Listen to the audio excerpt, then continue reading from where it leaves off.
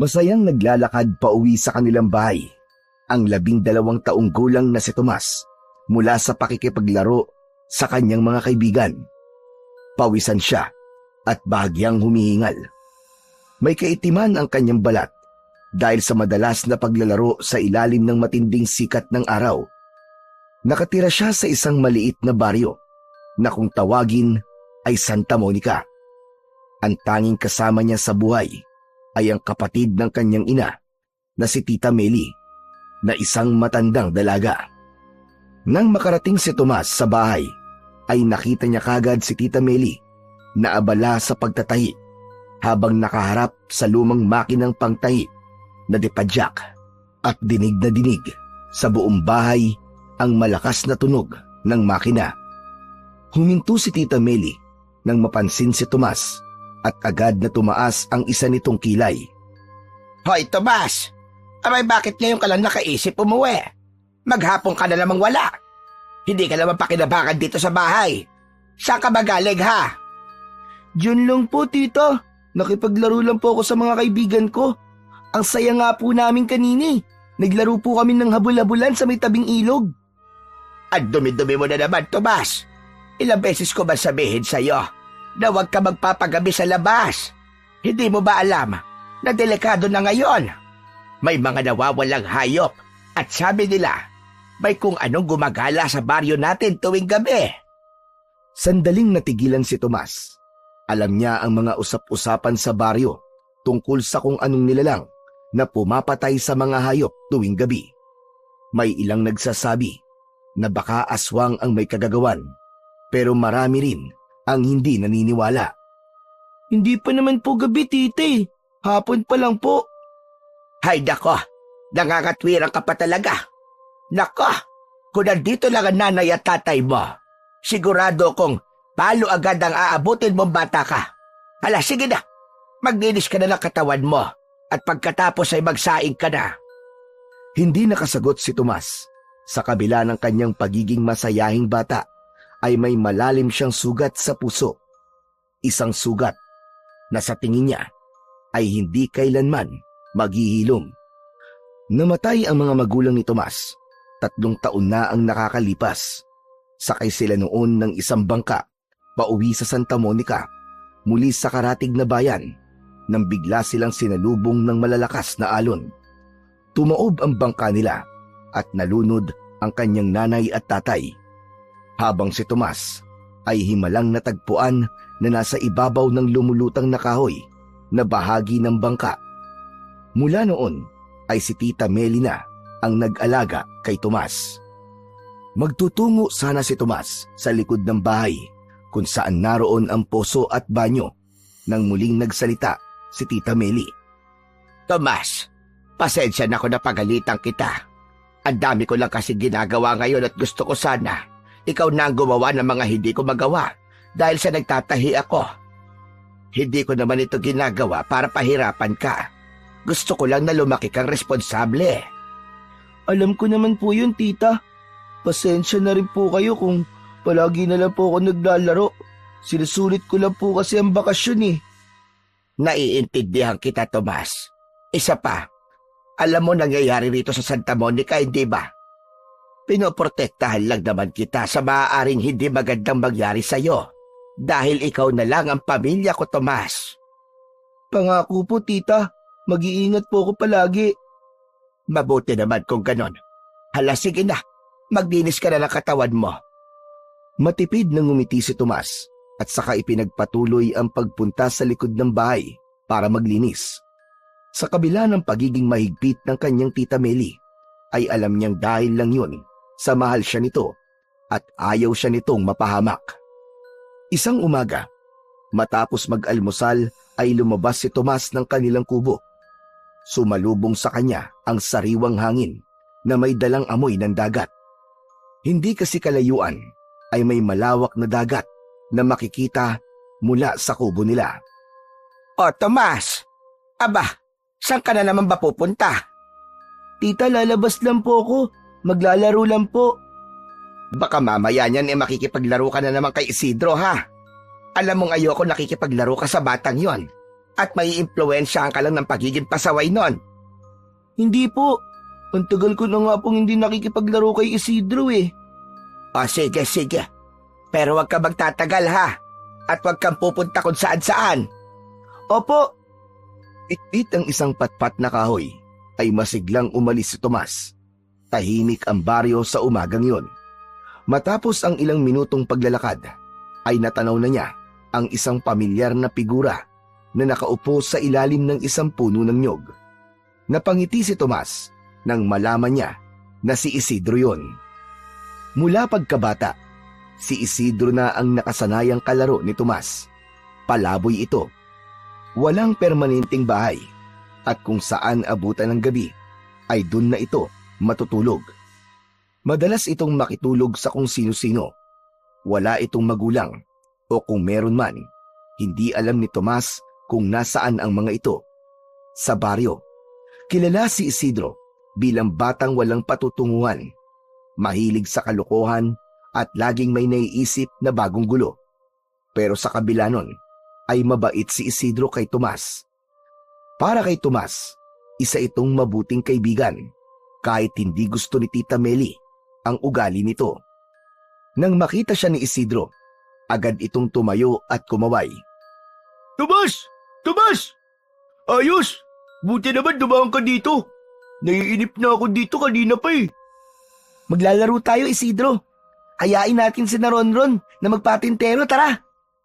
Hala, huwag na tayo maglaro.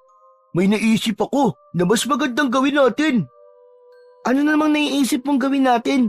Baka mapahamak tayo dyan ha. Baka mapagalitan na naman ako ni Tita Meli ko.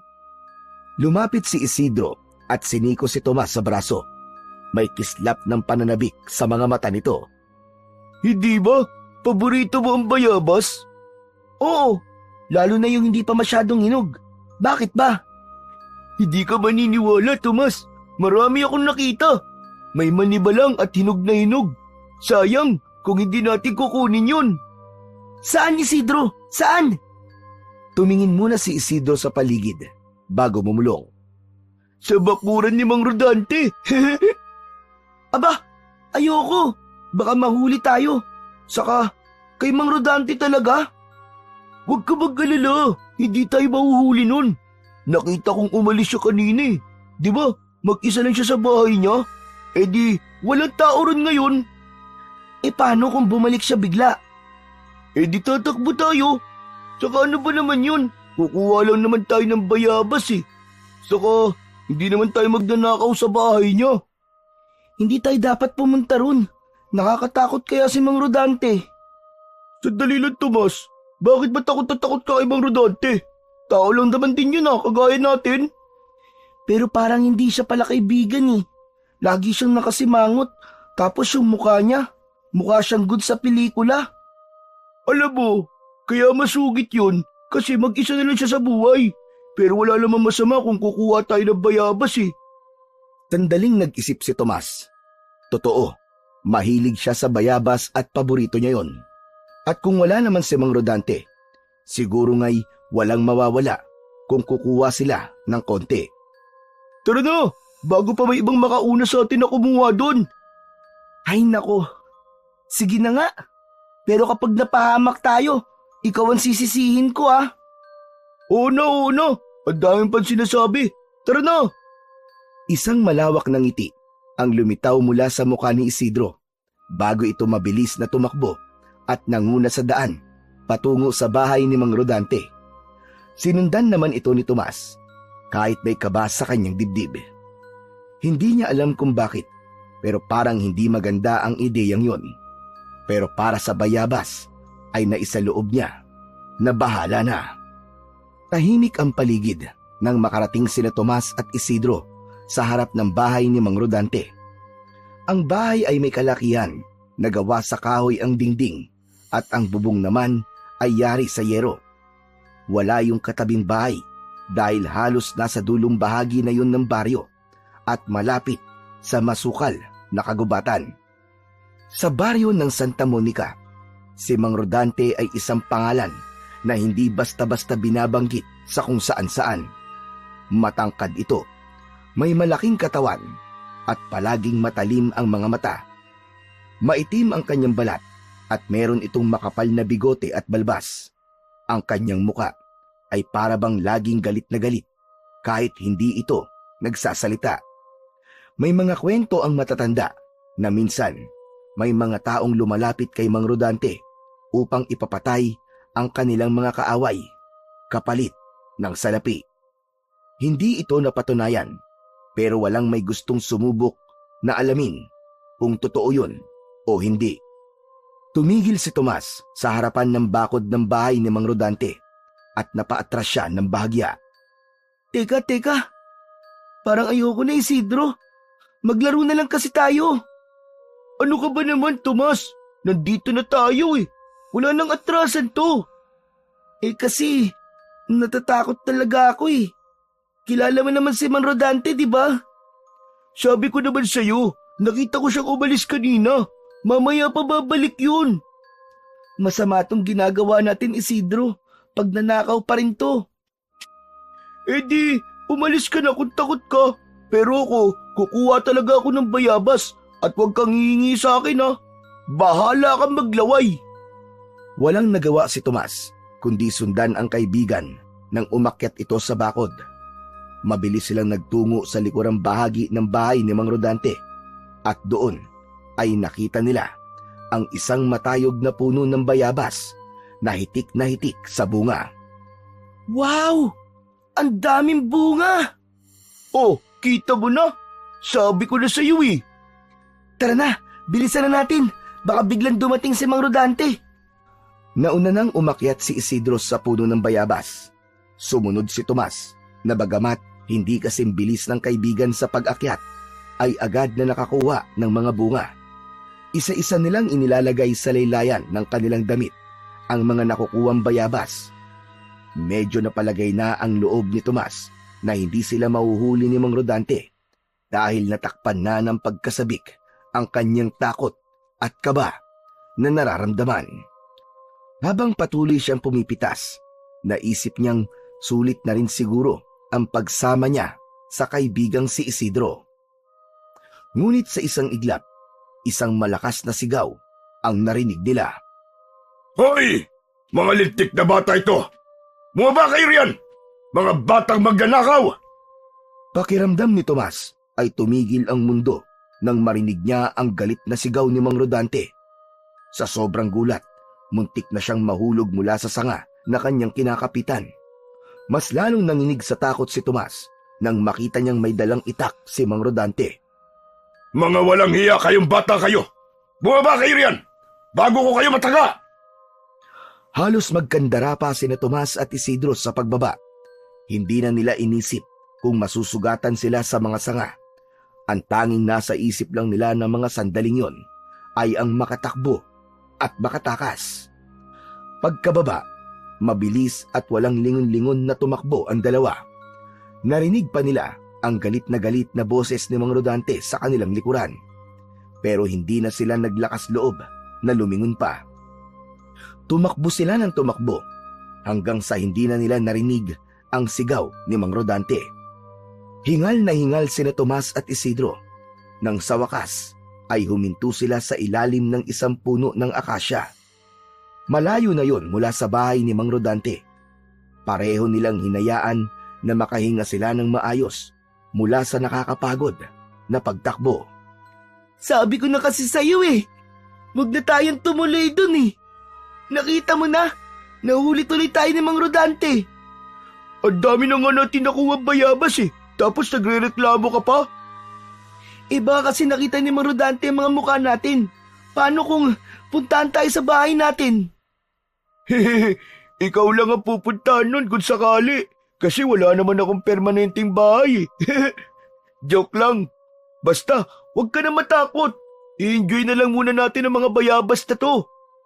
Bumuntong hininga si Tomas. Alam niyang hindi na niya mababago ang nangyari. Pero hindi niya maalis sa isip ang galit na muka ni Mang Rodante.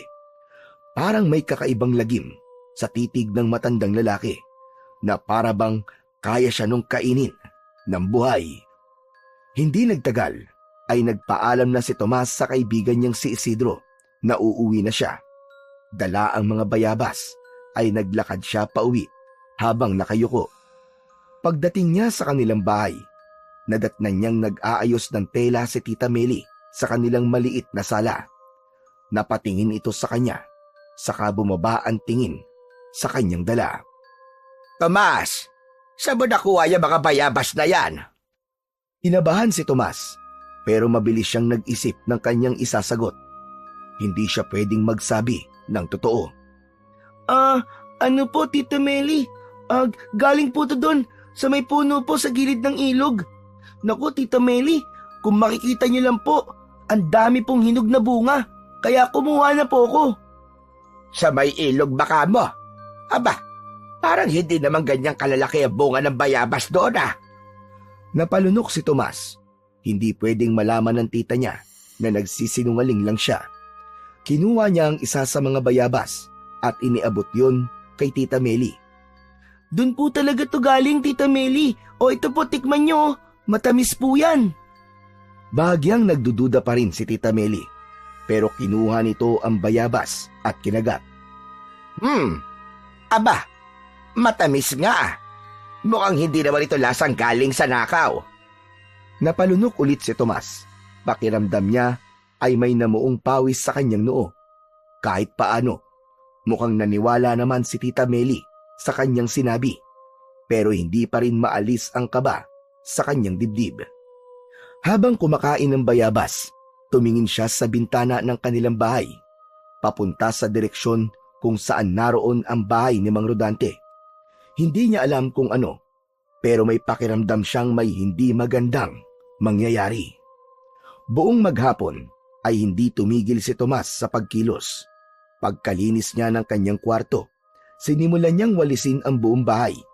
Matapos yun, kinuha niya ang lumang basahan at pinunasan ang mga upuan, ang lamesa, pati na rin ang mga bintana. Hindi siya madalas magkusang maglinis ng ganoon, pero hindi niya magawang tumigil. Para bang kung abala ang kanyang katawan, hindi siya aatakihin ng matinding kaba sa kanyang dibdib dahil sa ginawa niyang pagnanakaw ng bayabas sa bakuran ni Mang Rodante. Abala naman si Tita Meli sa pananahi ng mga damit na ipapadala sa umorder sa kabilang baryo nang mapansin ito ang kakaibang kasipagan ng kanyang pamangkin. Saglit itong huminto at pinagbasdan siya. Tomas, bakit ba ang sipag-sipag mo ngayon ha? May sakit ka ba? Wala po, tita. Gusto ko lang po talagang makatulong sa inyo. Hindi po ba? Gusto niyo po na masipag po ko? Oo naman.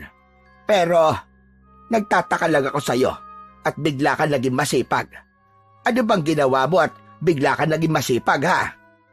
Tinignan siya ni Tita Meli na para bang sinusuri kung nagsasabi siya ng totoo o hindi. Alam niya na kapag nagsinungaling siya ay mararamdaman ito. Kaya imbis na sumagot ay nagpatuloy na lang siya sa kanyang ginagawa.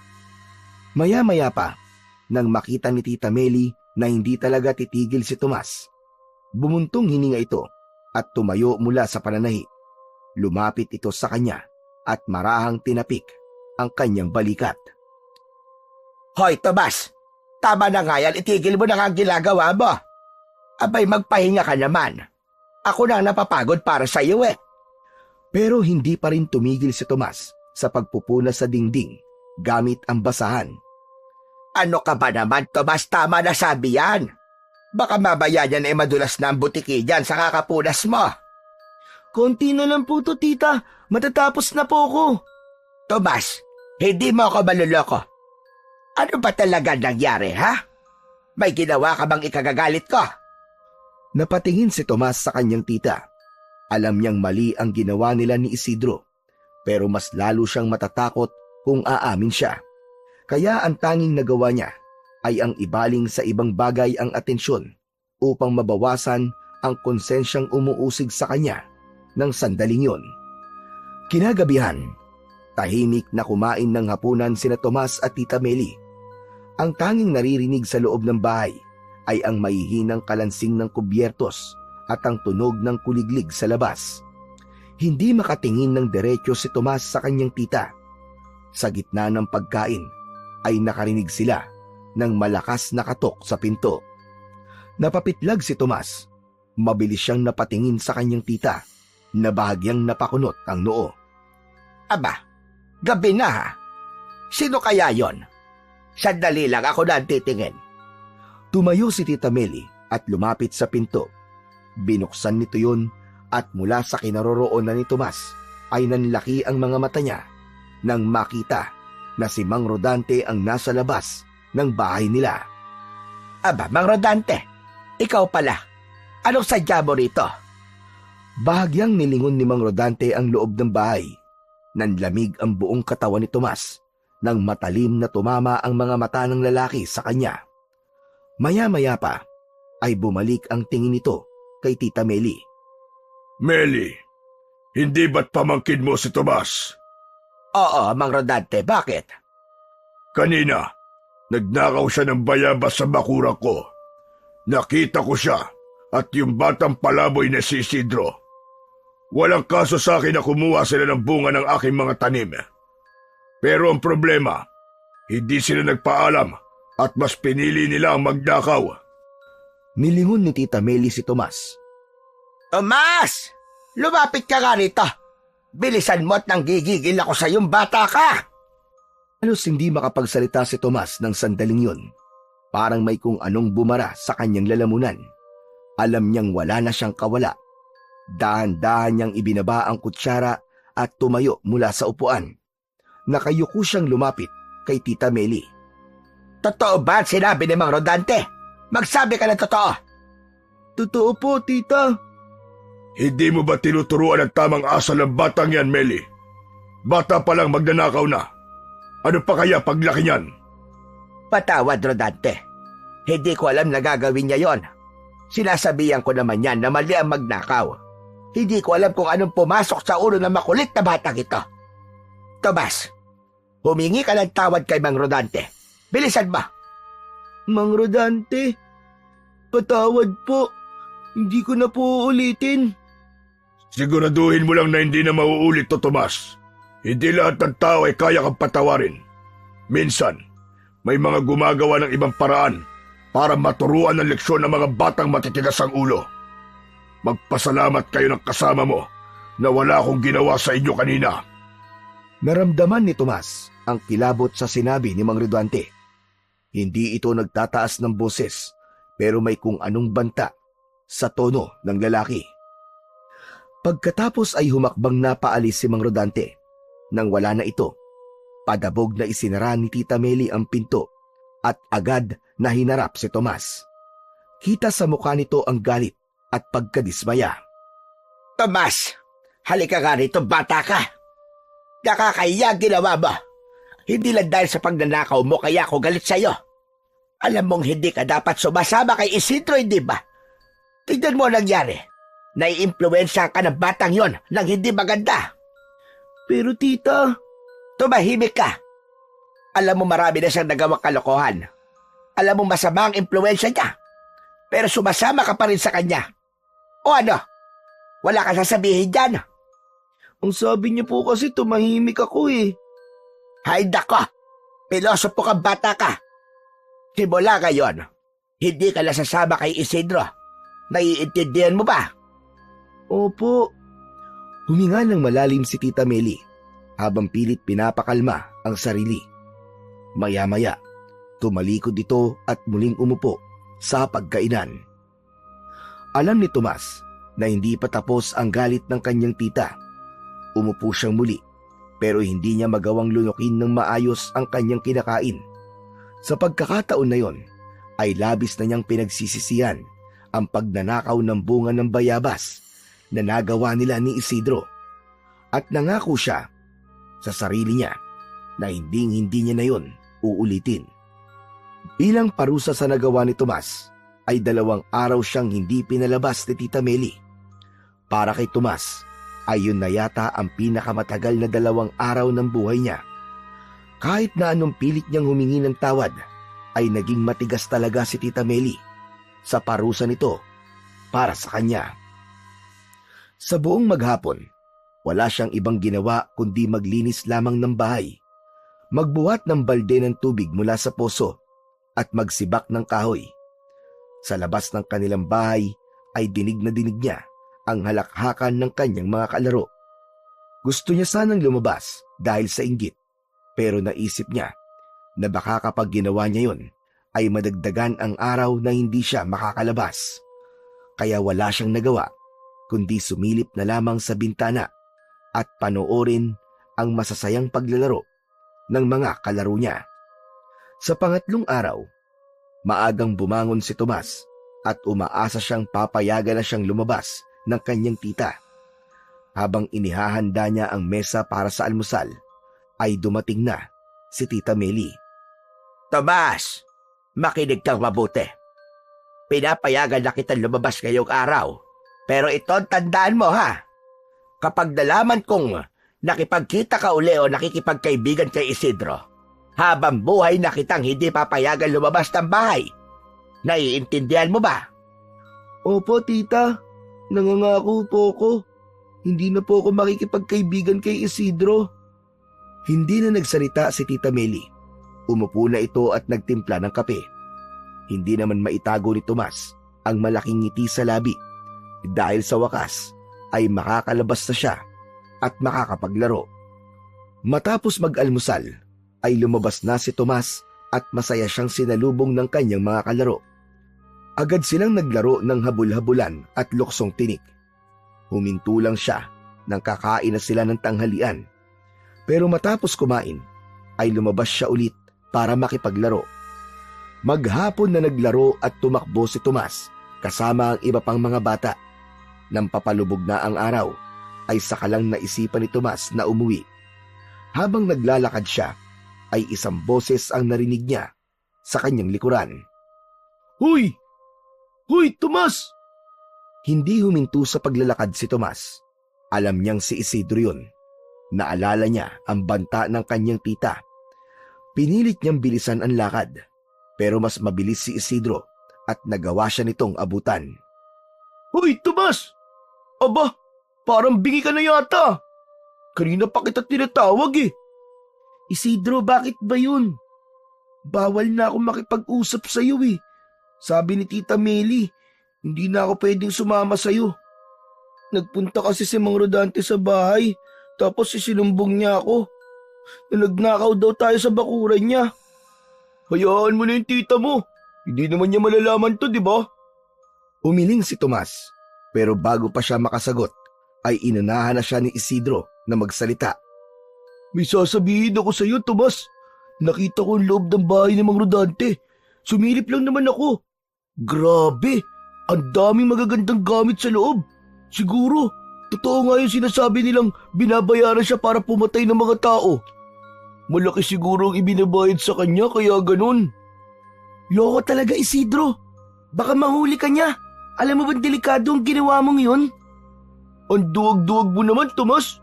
Wala namang nangyari sa akin eh. Tignan mo, at nandito ako, kausap ka. Alam mo, Tomas, naisip ko nga na baka maraming pera o alahas si Mang Rodante na tinatago dun sa bahay niya. Kung meron man, wala na tayong pakialam dun, Isidro. Lumingon-lingon si Isidro, tapos bumulong kay Tomas. Tomas, ano kaya kung pasukin natin ang bahay niya? Hindi ba umaalis siya tuwing umaga? Sasamantalayin natin ang pagkakataon na yun para nakawan siya. Ano? Pambihira ka, Isidro. Baliw ka na ba? Hindi mo pwedeng gawin yun. Masama yun. Sa gagawin mong yun, maaari kang makulong, Isidro. Ang hina mo talaga, Tomas. Isipin mo na lang ang mga bagay na makukuha natin sa loob ng bahay niya. Malaking pera yun kapag nagkataon. Kahit pa, Isidro, hindi ito isang laro. Baka mahuli ka ng Mang Rodante.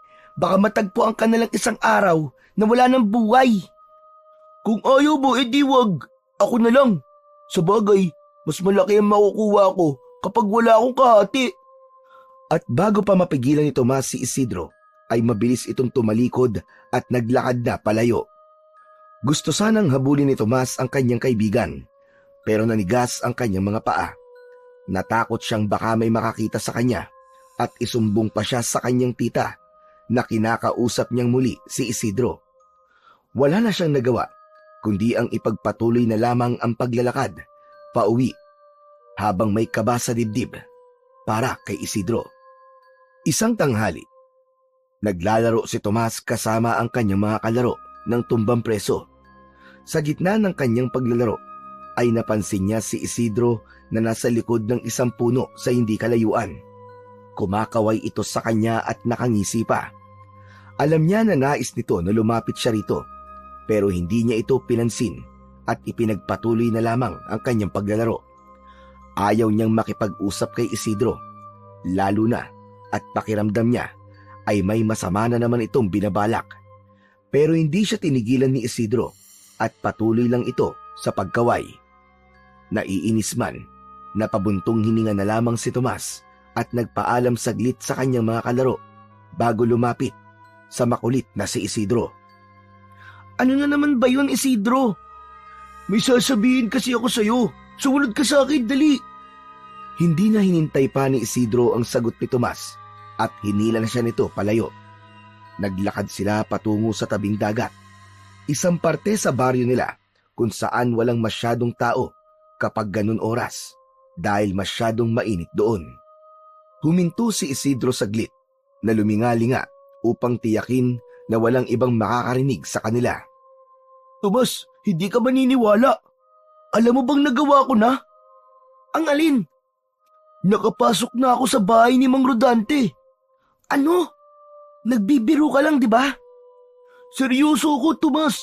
Pero dahil magaling ako, hindi ako nahuli ni Mang Rodante. Ang nakakainis lang, wala akong nakuha na pera o alahas. Hindi ko naman kayang buhatin yung mga gamit niya ron. Eh di wala ka na pala. Sinabi ko naman kasi sa'yo eh, huwag mo nang ituloy ang plano mo na yun. Magpasalamat ka na lang at hindi ka niya nahuli. Ngumisi si Isidro, saka may inilabas mula sa likod nito na isang luma at gusot na papel. Iniunat nito yon at ipinakita kay Tomas. Wala nga akong nahanap na pera, pero nakuha ko naman ito. Tinitigan ni Tomas ang hawak ni Isidro. Isa yung lumang mapa na may nakaguhit na mga linya at marka. At sa gitna nun ay may isang lugar na may nakabilog na pula. Ano yan? Mapa ng kayamanan to, Tomas. Muling tinitigan ni Tomas ang papel. Sinuri niya ang mga marka at dahan-dahang napagtanto na pamilyar sa kanya ang itsura ng lugar na nakaguhit doon. Pero, parang dito yan sa baryo natin ah. Tignan mo to oh. Ito ang baryo natin. Ito naman ang dalampasigan. At ang kayamanan ay...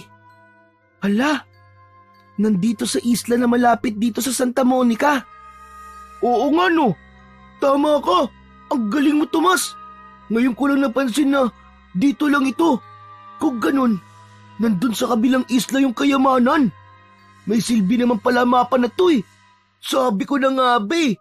Iba talaga ang pakiramdam ko nang makita ko to, kaya kinuha ko kagad. Jackpot ako! Isidro, walang nakatira sa islang yon. Sabi ng matatanda, may mga engkanto daw doon. Kaya nga walang nagpupunta ron eh. Eh ano naman ngayon? Kung may kayamanan nga ron, eh di dapat puntahan natin. Malay mo, yun ang sagot para yumaman tayo, di ba? Ayaw mo ba nun?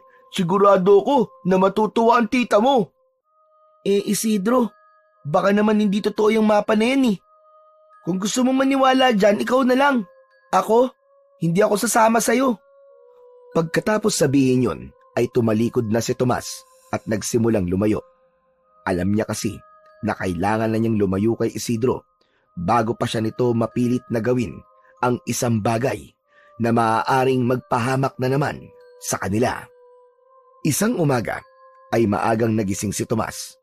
Tulad ng nakasanayan, bumangon siya at lumabas ng kwarto para hanapin ang tita Meli niya. Karaniwan ay makikita niya itong naghahanda ng almusal sa kusina. Pero sa pagkakataong yon ay kakaibang katahimikan ang bumungad sa kanya. Napakunot ang noo niya nang madaanan ang kwarto ng tita niya. Nakabukas ng bahagya ang pinto at mula roon ay nasilip niya si Tita Meli na nakaupo sa gilid ng kama habang nag-aayos ng sarili. Nakasuot ito ng bestida at may maliit na bag sa tabi nito. Tita, saan po ang punta niyo at bis na bis po yata kayo? Pupunta ako sa ospital sa bayan, Tomas. May nailuto na ako na almusal at kumain ka na lang dyan. Bakit po, Tita Meli? May sakit po ba kayo? May napansin lang ako maliit na bukol dito sa dibdib ko. Magpapacheck up lang ako para makasigurado. Matagal ko na rin kasi itong napapansin eh. Ano po, Tita Meli? Bukol? Delikado po ba yan, Tita? Tila pinilit ni Tita Meli ang sarili ng ngumiti ng mas maaliwalas. Hindi naman siguro, Tomas. Pero mas mabuti na makasigurado, kaya kailangan ko magpa-check up sa doktor. Tita Meli, gaano niyo na po katagal na napapansin po yung bukol niyo sa dibdib? Mga ilang linggo na rin, Tomas. Pero ngayon ko lang naisipang ipatingin. Ngayon lang kasi ako nagkapera para dito. Napayuko si Tomas. Kahit paano ay nakonsensya siya. Alam niyang madalas siyang pasaway at madalas ding napapagod ang tita niya dahil sa kanya. At naisip niya na baka dahil sa sakit ng ulo na ibinibigay niya rito, kaya nagkaroon ito ng sakit. Maya-maya pa ay tumayo na si Tita Meli at lumapit kay Tomas. Huwag kang mag-alala, Tomas. Hindi naman ako magtatagal doon. Baka mamayang tanghali labang nandito na ako. Oo nga pala. Habang wala ako, ay bawal kang lumabas ng bahay ha. Dito ka lang at wala magbabantay sa bahay natin. Ayokong pag-uwi ko ay wala ka rito at kung saan-saan ka na naman nagsususuot. Opo, Tita. Hindi po ako aalis. Dito lang po ako sa bahay. Tita, mag-iingat po kayo ha. Oo, sige na. Kailangan ko nang umalis. Ikaw na ang bahala dito ha. Nang lumabas ng bahay si Tita Meli, ay may pag-aalalang sinundan ito ng tingin ni Tomas. Hindi niya maiwasang kabahan, kaya ibinulong niya na sana ay ayos lang ang kanyang tita. Habang hinihintay ni Tomas ang pagbabalik ng kanyang Tita Meli, ay hindi siya mapakali. Kanina pa siya nakaupo sa may tabi ng pintuan habang nakatanaw sa may kalsada. Umaasa siya na anumang sandali ay makikita na niya ang kanyang tita. Sa hindi malamang dahilan ay mabigat ang pakiramdam niya. Kaya naman, pabulong na siyang napadasal. Panginoon, sana po wala pong malalang sakit si Tita Meli. Sana po normal lang po yung bukol na yun. Panginoon, hindi ko po alam ang gagawin ko kung may masama pong mangyayari sa kanya. Maya-maya pa, bago magtanghalian, ay natanaw na ni Tomas si Tita Meli. Agad siyang tumayo. Nang pumasok na ito sa bahay nila, ay napansin niya ang ekspresyon nito. Mabigat ang mga akbang ng tita niya at parang wala itong sigla. Tita, ano pong sabi ng doktor? Ayos lang po ba kayo? Huminga ng malalim si Tita Meli bago tumingin sa kanya at nagsalita. Tomas, may kanser ako. Yung bukol, mabilis daw ang pagkalat nun sa ibang parte ng katawan ko. Ano po? Cancer? Ano raw pong kailangan niyong gawin? Kailangan daw ito matanggal sa lalo madaling panahon, Tomas. Kailangan kong maoperahan. Eh di, ipatanggal na po natin. Pinilit ngumiti ni Tita Meli, pero halata sa mga mata nito ang lungkot. Hindi ganun kadali yun, Tomas. Hindi ganun kadali na ipatanggal ang bukol sa dibdib ko. Kailangan natin na malaking pera sa operasyon na yon. Sa gayon, hindi pa ganun kalaki ang perang naipon ko para sa operasyon. Natigilan si Tomas. Alam niyang hindi sila mayaman. Ang alam lang niya, ang tita niya ay kumakayod ng gusto para sa kanila. Pero sapat lang ang kinikita nito para sa pang-araw-araw na gastusin. Tita Meli, magkano po ba ang babayaran niyo para maoperahan po kayo? Hindi ko pa alam ang eksaktong halaga. Pero malaki yon. Kailangan ko mag-ipon. Dapat ay mas marami ang magpapatahi sa akin sa mga susunod na araw. E paano po kung matagalan po tayo sa pag-iipon? Sabi niyo po mabilis po ang pagkalat ng bukol niyo. Nagbaba ng tingin si Tita Meli na tila ba ayaw sagutin ang tanong ni Tomas. Doon na bumagsak ang luha ni Tita Meli. Gagawin ko ang lahat, Tomas. Gagawin ko ang lahat. Kaya huwag kang mag-alala. Ang gusto ko lang ay mag-aral ka at huwag kang maging pasaway. Sa puntong yon, hindi na rin napigilan ni Tomas ang luwang kanina pa nagbabadyang bumagsak sa kanyang mga mata. Lumapit siya sa tita niya at niyakap ito na maigpit upang iparamdam niya rito na hindi ito nag-iisa. Simula ng araw na yon ay hindi maalis sa isipan ni Tomas ang kalagayan ng kanyang tita Meli. Tuwing makikita niya itong tahimik at tila malalim ang iniisip, ay lalo siyang nababahala. Alam niyang hindi nagpapakita ng kahinaan ang kanyang tita, pero ramdam niya na nag-aalala ito. Nais ni Tomas na tumulong at alam niya na kailangan niyang makahanap ng paraan. Isang gabi, habang nakahiga siya sa banig at nakatitig sa kisame, biglang pumasok sa isip niya ang isang bagay na matagal na niyang pilit kinalilimutan. Ang lumang mapa na ipinakita sa kanya ni Isidro. Naisip niya na baka totoo ang kayamanan na itinuturo ng mapa na yon. Kaya nang sumunod na araw ay agad na hinanap ni Tomas ang kaibigang si Isidro. Halos maikot na niya ang baryo nila pero hindi niya ito nakita. Hanggang sa nagtungo siya sa ilog at doon niya nakita si Isidro na nakaupo sa isang malaking bato habang namimingwit ng isda. Lumapit si Tomas kay Isidro at bahagyang nagulat si Isidro nang makita siya. Oh, Tomas! Ikaw pala yan! Long time no see ah! Isidro, kailangan natin mag-usap tungkol dun sa mapa na nakuha mo sa bahay ni Mang Rodante. Oh, bakit? Anong meron sa mapa na yun? Gusto kong subukan nating hanapin ang kayamanan. Pumunta tayo sa isla na yun. Nanlaki ang mga mata ni Isidro at saglit itong natigilan bago tumawa ng mahina. Akala ko ba hindi ka interesado sa kayamanan na yun? Saka sabi mo, baka hindi totoo na mayroong kayamanan doon, di ba? Wala na kasi akong ibang maisip na paraan eh. Kailangan maoperahan kagad si Tita Meli. Nagkaroon kasi ng bukol ang dibdib niya at kung hindi daw yun matatanggal kagad, baka lumala ang sakit niya. Ang totoo, hinihintay talaga kita na ayain mo kung pumunta sa isla na yun eh. Sige, sige. Pero, paano tayo pupunta sa isla? Hindi ko rin alam eh. Wala naman tayong bangka. Napangiti si Isidro at tumangu-tango ito. Huwag ka mag-alala. Alam ko kung paano tayo makakapunta sa kabilang isla. May isang bangka sa tabing dagat na mukhang matagal nang walang gumagamit. Medyo sira na nga lang, pero kung aayusin natin, pwede nating gamitin yon papunta sa isla. Sigurado ka bang magagamit pa natin yon? Oo naman, konting ayos lang dun, pwedeng-pwede na yon. Sige, sige, gawin na natin kagad. Kailangan nating makuha ang kayamanan sa lalong madaling panahon.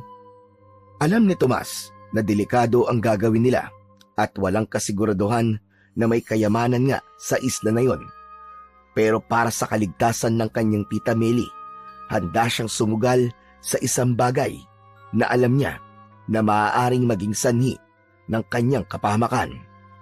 Matapos ang kanilang pag-uusap sa tabing ilog, hindi na nag-aksaya ng oras sina Tomas at Isidro. Agad silang nagtungo sa tabing dagat kung saan naroon ang sinasabing bangka na nakita ni Isidro. Nang marating nila ang lugar, tumigil si Tomas sa harap ng isang lumang bangka. May kalumaan na yon at halatang hindi na nagamit ng matagal. May lamat ang pintura at maraming parte ang kupas. Pero ang pinaka-nakababahala ay ang isang malaking butas sa gilid ng bangka. Ang laki naman ng butas. Paano natin naayusin to? Hindi naman sobrang laki. Kailangan lang natin tapalan yan at patibayin ulit. Hindi na papasukin ng tubig yan. Pero saan tayo kukuha ng pantakip? Saglit na nag-isip si Tomas bago may naalala. May natitira pa siyang konting ipon mula sa perang binibigay sa kanya ni Tita Meli sa baon niya noon sa paaralan. Ang balak niya sana ay ibili yun ng sapatos sa susunod na pasukan. Sige, ako nang bahala. Bibili na lang ako ng sealant May nakita akong binibenta sa tindahan sa bayan. Sigurado ka ba? Baka mahal yun. May ipon naman ako eh. Yun na lang ang gagamitin ko pambili. Kinabukasan, maagang umalis si Tomas at nagtungo na nga siya sa bayan. Ginamit niya ang kanyang ipon upang bumili ng sealant na maaaring gamitin sa kahoy. Habang nagbabayad siya sa tindero, hindi maiwasan ni Tomas na makadama ng kaba. Hindi lang dahil sa perang ginastos niya, kundi dahil sa gagawin nila ni Isidro. Pagka-uwi, agad siyang nagtungo sa tabing dagat kung saan naghihintay si Isidro. Nandiyan ka na pala, Tomas! May nabili ka ba? Oo, gamitin na natin para maayos na yung bangka na yan. Agad na kumilos ang dalawang magkaibigan upang linisin at tapalan ang butas ng bangka. Matapos ay maingat nilang pinahiran ng sealant ang sirang bahagi. Pero bago nila yun gawin, ay nilagyan muna nila ng plywood ang butas na sapat lang upang takpan ito. Ilang araw nating patutuyuin to, Isidro? Siguro, mga 3 araw. Para siguradong tuyon-tuyo tsaka matibay. Huwag tayo magmadali at baka magsisi tayo sa bandang huli. Sa mga sumunod na araw, lihim na bumabalik si Tomas sa tabing dagat upang tignan ang kanilang bangka. Sinigurado niyang hindi malalaman ni Tita Meli ang kanyang ginagawa. Tuwing tinatanong siya nito kung saan siya galing, ay palagi niyang sinasabi na nakipaglaro lang siya. Isang gabi, tahimik ang buong Santa Monica. Sa loob naman ng bahay ni na Tomas ay maingat siyang bumangon sa kanyang higaan. Lumabas siya ng kanyang silid at sinilip si Tita Meli sa kwarto nito. Nang makita niya na mahimbing itong natutulog, ay hindi na siya nagsayang pa ng oras. Lumabas si Tomas ng bahay at kinuha ang pala na nakasandal sa isang puno sa likod ng kanilang bahay. Matapos yun, ay agad siyang naglakad patungo sa tabing dagat. Nagdesisyon sila ni Isidro na sa gabi nila gagawin ang pagpunta sa isla upang walang kahit na sinong tao ang makakakita sa kanila. Nang makarating si Tomas kung nasaan ang kanilang bangka, ay naroon na at naghihintay si Isidro. Nakatayo ito sa tabi ng bangkang inayos nila. May hawak itong 2 sagwan na ayon dito ay kinuha nito sa ibang bangka na naroon. Ang tagal mo naman, Tomas! Akala ko hindi ka na darating eh. Kasi naman, hinintay ko pang makatulog si Tita Meli. Saka, hindi pwedeng hindi ako dumating kasi baka ito na ang paraan para maoperahan si Tita. Napangisi si Isidro at inabot sa kanya ang isang sagwan. Tinignan ni Tomas ang bangka. Matibay naman na kahit papano kung titignan at hindi na tulad noong una nila yung nakita. Sana naman, Isidro, hindi lumubog ang bangkang to. Hindi yan. Matigas na yung silat eh. Tuyon-tuyo na eh. Kumbaga kapit na siya. Saka, marunong ka namang lumangoy, di ba? Oo naman. Ikaw, marunong ka ba lumangoy? Ako pa talaga ang tinanong mo. Siyempre, marunong akong lumangoy, no? Hindi lang ako marunong, kundi magaling na magaling. Tara na nga. Itinulak na nila ang bangka papalapit sa tubig at sabay silang sumakay. Sinimulan na nila ang pagsagwan.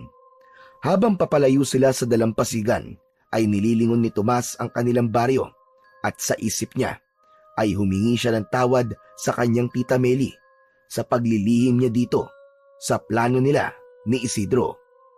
Habang tinatawid nila ang madilim na dagat, iisa lang ang nasa isip ni Tomas ng mga sandaling yon, at yun ay ang kayamanan. Umaasa siya na totoo ang kayamanan at ligtas silang makakabalik ni Isidro sa Santa Monica. Hindi huminto ang dalawa at patuloy na nagsagwan sa ilalim ng madilim na langit. Tanging liwanag ng buwan ang kanilang tanglaw. Makalipas lamang ang ilang minuto, ay halos hindi na nila maramdaman ang kanilang mga braso sa sobrang ngalay. Ngunit hindi sila tumigil. Konti na lang, Isidro. Konti na lang. Nakikita ko na ang isla. Malapit na tayo. Tomas, napapagod na ako. Parang mapuputol na mga braso ko. Nagulat si Tomas nang biglang huminto si Isidro sa pagsagwan. Oh, bakit ka tumigil, Isidro?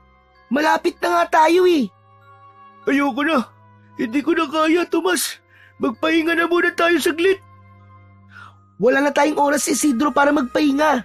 Malapit na tayo. Tiisin mo na lang. Putik naman, Tomas, oh. Parang hindi ka na napapagod, ah. Baka naman mamatay tayo nito sa pagod. Napailing si Tomas, pero alam niyang hindi niya mapipilit si Isidro. Ramdam na rin niya ang pangangalay ng kanyang mga braso at masakit na ang kanyang likod sa kakasagwan. Kaya naman, pumayag na siya sa kagustuhan ni Isidro na magpahinga. Ibinaba nila ang kanilang mga sagwan habang nakatingin sa isla. Napansin ni Tomas na parang may mali sa bangka. Napatingin siya sa butas na nilagyan nila ng sealant at nagulantang siya nang nakita niyang meron doon maliit na butas kung saan pumapasok ang tubig. Naku po, nalintikan na. Isidro, may butas ang bangka natin. Ano? Hala, oo nga. Akala ko ba matibay yung tinapal natin dyan? Ewan ko, hindi ko rin alam eh. Nagsimulang bumilis ang pagpasok ng tubig sa bangka nila dahil unti-unting lumalaki ang butas. Hindi na sila nakapag-isip dahil kapwa natataranta na sila.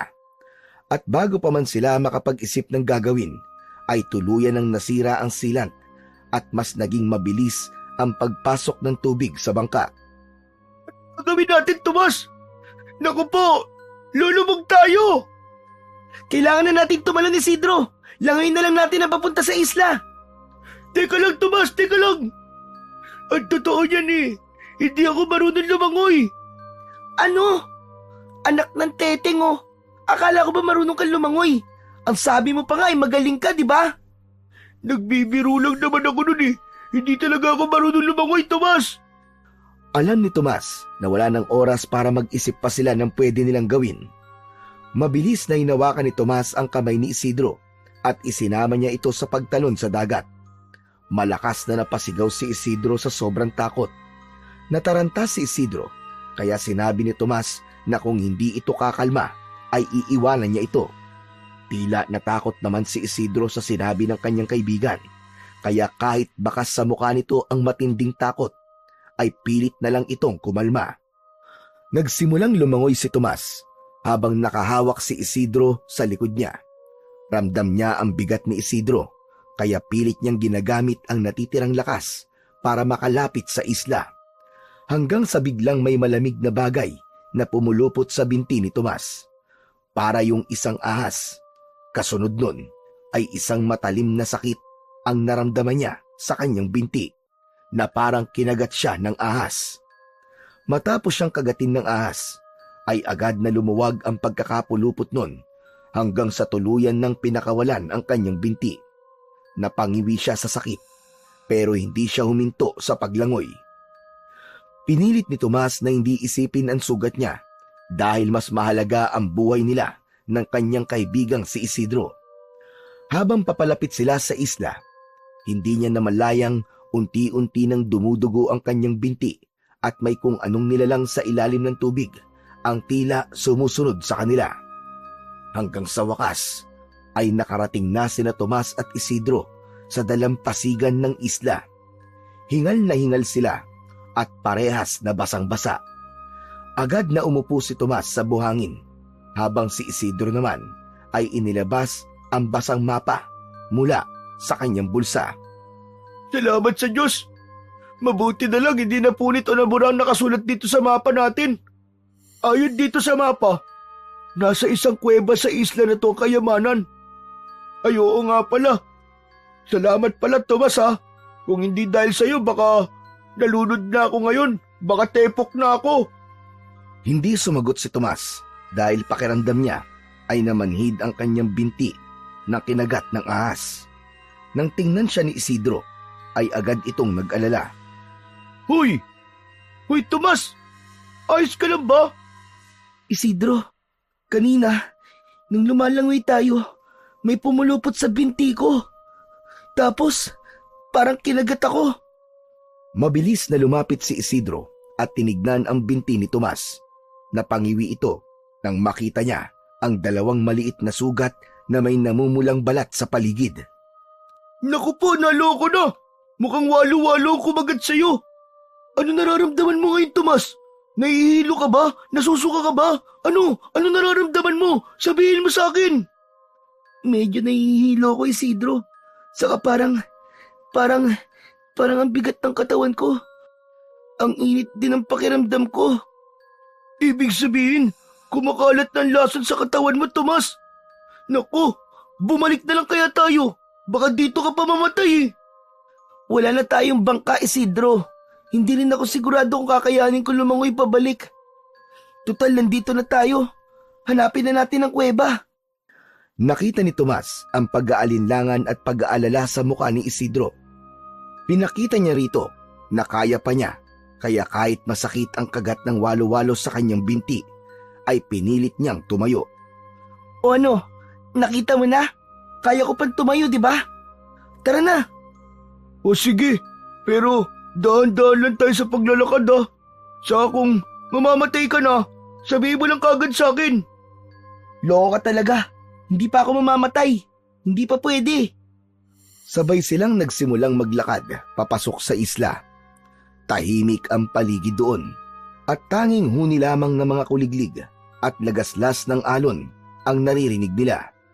Habang lumalalim ang kanilang paglalakbay sa loob ng isla, unti-unti namang nararamdaman ni Tomas ang pananamlay ng kanyang katawan.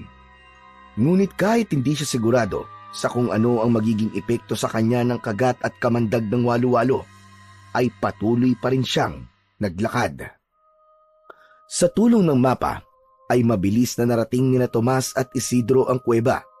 Ang bunganga nito ay napapaligiran ng nagkukumpulang ugat ng matatandang puno. Napahawak si Tomas sa kanyang tagiliran habang patuloy silang naglalakad. Nanginginig na ang kanyang buong katawan dahil sa lason mula sa kagat ng walo-walo, ngunit hindi siya tumigil. Paglapit nila sa bungad ng kuweba, biglang lumitaw mula sa loob ang isang matandang lalaki. Mahaba at puting-puti ang kanyang buhok na umabot hanggang sa likod. Ang bigote at balbas nito ay mahaba at makapal din. Balot na mga lumang tela ang katawan nito at ang kanyang mga mata ay tila may kakaibang ningning. Nagulat sina Tomas sa matandang mukhang ermitanyo, kaya bahagya silang napaatras. Sa wakas, nakarating din kayo. Kanina ko pa kayo hinihintay. Sigurado akong ikaw si Tomas at ikaw naman si Isidro. Teka po, Tatang. Paano niyo po nalaman ang pangalan po namin? Ngunit hindi siya sinagot ng ermitanyo. Sa halip, lumapit ito at tinitigan ang sugat sa binti ni Tomas. Anong nangyari sa iyo, bata? Kinagat po siya ng walo-walo habang lumalangoy po kami papunta rito. Nahihilo na nga po siya at nangihina eh. Tama. Walo-walo nga ang kumagat sa iyo. Alam ba ninyo mga bata na ang kamandag ng walo-walo ay 10 beses na mas matindi kaysa sa ibang makamandag na ahas? Isang kagat lang nito. Kung ikaw ay isang pangkaraniwang tao lang, ay patay ka na dapat ngayon. Tatang, talagang tinatakot mo pa ang kaibigan ko eh. Imbis na tulungan mo na lang siya. Sandali, Isidro. Huwag ka naman na maingay. Tatang, kung matindi po ang kamandag ng walo-walo, bakit buhay pa rin po ako hanggang ngayon? Dahil ang kagat na yan ay isang tanda. Pinili ka ng maiwagang walo-walo, Tomas. Natahimik ang dalawang bata sa sinabi sa kanila ng ermitanyo. Ano bang kalokohan ang sinasabi mo, Tatang? Wala na kaming oras para sa ganyan. Nandito kami para sa kayamanan. Mabilis na tinungo ni Isidro ang kuweba at pumasok sa loob. Naiwan si Tomas na naguguluhan sa mga narinig mula sa ermitanyo. Makalipas ang ilang sandali, lumabas si Isidro mula sa kuweba. Walang kayamanan sa loob. Walang kahit na anong ginto o kahon ng pera. Ano ka mo? Paano wala, Isidro? Wala ko nakita eh. Puro mga bato nasa loob ng kuweba. Hindi makapaniwala si Tomas sa narinig niya mula sa kaibigang si Isidro. Napayuko siya at unti-unting nadurog ang kanyang pag-asa na mapapa-opera niya ang kanyang tita Meli. Hindi totoo na walang kayamanan sa loob ng kuweba. Nariyan ang kayamanan, pero may kailangan ka munang gawin bago mo ito makuha. Ngunit bago ang lahat, may mas mahalagang bagay tayong kailangan gawin. May paraan upang mapigilan ang pagkalat ng lason sa iyong katawan, Tomas. At alam ko rin ang paraan upang makuha nyo ang sinasabi niyong kayamanan. Kung ganun, ano pang hinihintay mo, Tatang? Sabihin mo na kung paano makakaligtas si Tomas. Alam mo naman pala hindi mo pa sabihin. Inilahad ng ermitanyo ang isa nitong palad. Sa palad nito ay may isang kwintas na may palawit na batong kulay puti na may halong bugaw na kumikinang sa liwanag ng buwan. Agay na ito ang tinatawag na mutya ng walo-walo. Isang napakamakapangyarihang mutya na bihirang ipagkaloob sa sinuman. Kung tatanggapin mo ito, Tomas, maililigtas ka nito mula sa kamandag ng ahas at bibigyan ka ng bagong buhay. Tumitig si Tomas sa mutya. Wala na siyang ibang pagpipilian. Naramdaman niyang humihina na siya sa bawat sandaling lumilipas. Kung hindi niya yun tatanggapin, ay baka mamatay na siya. Kaya kahit hindi sigurado kung nagsasabi ng totoo ang ermitanyo, ay kinuha ni Tomas ang mutya mula rito at isinuot yun sa kanyang leeg. Isang malamig na hangin ang bumalot sa kanya at agad niyang naramdaman ang pagdaloy ng kakaibang enerhiya sa kanyang katawan. Nawala ang sakit at ang kanyang panghihina ay napalitan ng kakaibang lakas. Nakangiting lumapit si Isidro at hinawakan siya sa balikat. Tomas! Kumusta ka na? Okay ka na ba? Hinawakan ni Tomas ang mutya sa kanyang leeg, saka ngumiti. Oo, Isidro. Ayos na ako. Parang hindi ako kinagat ng walo-walo. Oo, ngayon, Tatang. Sabihin mo na sa amin kung paano namin makukuha ang kayamanan sa loob ng kuweba. Ang susi upang makuha niyo ang kayamanan sa loob ng kuweba ay ang mutya ng walo-walo. Tatang, ano pong ibig niyong sabihin? Ang sino mang magtataglay ng mutyang yan ay magkakaroon ng kakaibang lakas at pambihirang bilis. Magagawa mong huminga ng matagal sa ilalim ng tubig.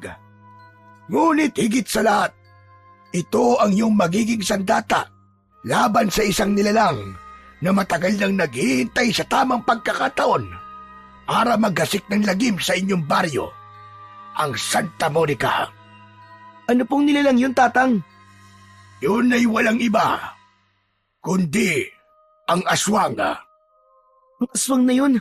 Siya po ba ang may kagagawa ng misteryong pagpatay sa mga alagang hayop sa baryo namin? Tama ka, Tomas. Matagal nang naninirahan ng aswang na yon sa Santa Monica. Hindi lang nyo alam, pero gumagala siya tuwing gabi. At ngayon, hinihintay lang niya ang tamang oras upang tuluyang magpakita at pumatay ng mga tao. Teka, ang sabi mo, ang mutya ang susi para makuha namin ang kayamanan. Ano namang kinalaman ng aswang doon, Tatang? Kung gusto nyong makuha ang kayamanan, kailangan mapatay ni Tomas ang aswang na yon gamit ang mutya ng walo-walo. Niloloko mo ba kami, Tatang? Anong kinalaman ng pagpatay sa aswang sa kayamanan? Hindi basta-basta nakukuha ang kayamanan nasa loob ng kuwebang ito. Isa itong sinaunang biyaya ng isla at ang tanging paraan upang ito'y ipagkaloob ay kung mapapatunayan mong karapat-dapat ka. Ang pagpatay mo sa aswang ng Santa Monica ay ang hinihingi ng isla bilang kapalit ng kayamanan. Hindi nakapagsalita si Tomas sa isang iglap mula sa simpleng pangarap na mabigyan ng magandang buhay ang kanyang tita Meli at mapaopera nito, ay tila nauwi sa isang misyon na hindi niya inaasahan. Huwag kang mag-alala, Tomas. Gagabayan ka ng mutya sa iyong pakikipaglaban.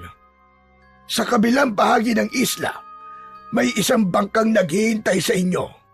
Gamitin niyo yon upang bumalik sa Santa Monica Biglang tumalikod ang ermitanyo at naglakad na palayo. Sandali po, Tatang! Sandali po! Saan po kayo pupunta? Tatang! Tatang, bumalik ka rito! Tatang! Mabilis na sinundan nila Tomas at Isidro ang matandang ermitanyo. Ngunit kahit mabagal itong maglakad, ay hindi nila ito naabutan. Sa isang iglap, tuluyan na itong nawala sa dilim. Naiwang naguguluhan sina Tomas at Isidro. Kapwa sila nagulat sa bilis ng mga pangyayari. Ang ipinunta nila ron ay kayamanan at hindi inaasahan ni Tomas na isang ermitanyo at mutya ang madadatnan nila sa islang yon.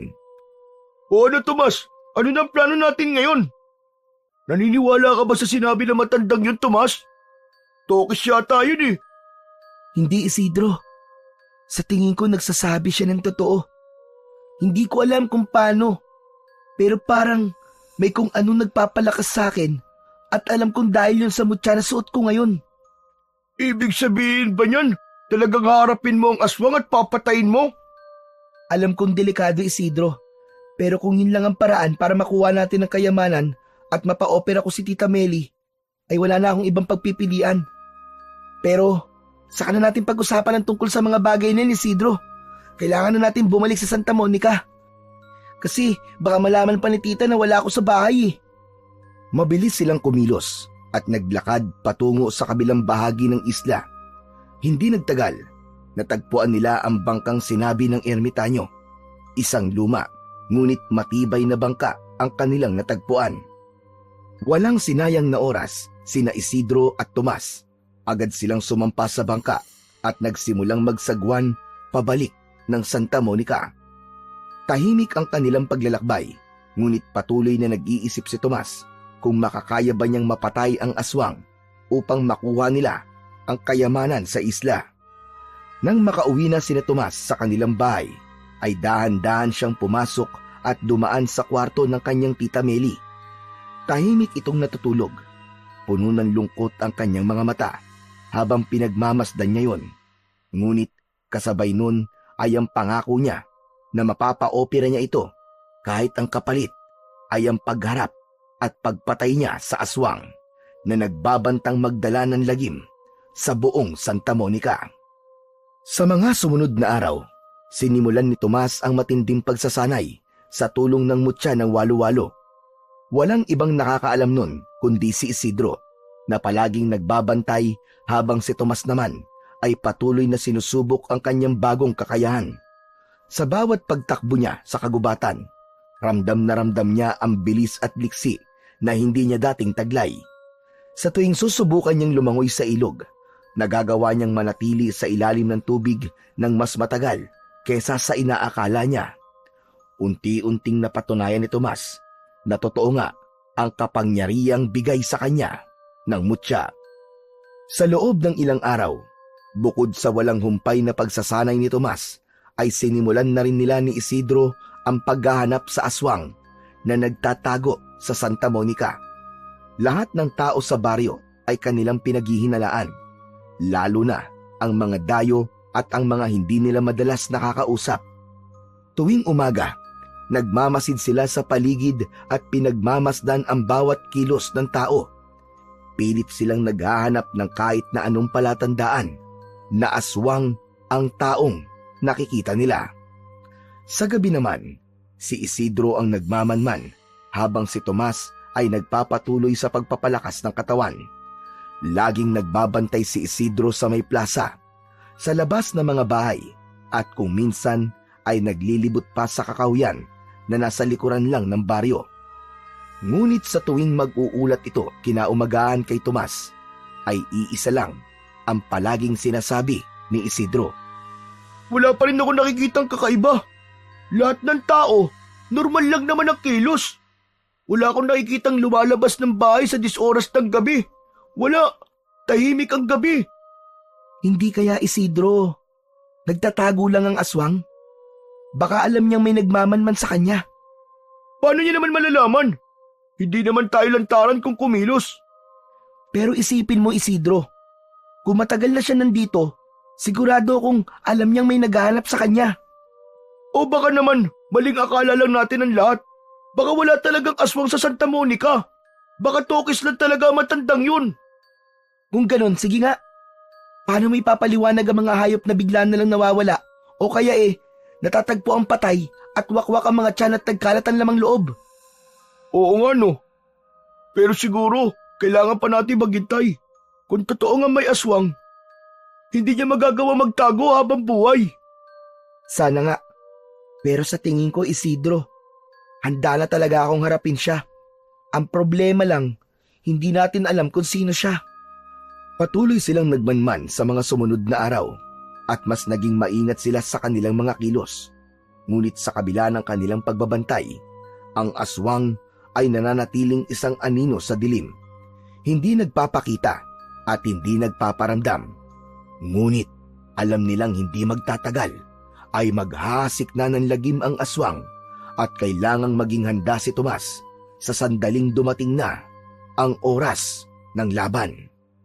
Isang umaga, mag-isa si Tomas sa bahay nila. Wala ang tita Meli niya dahil naghatid ito ng mga tinahin nito.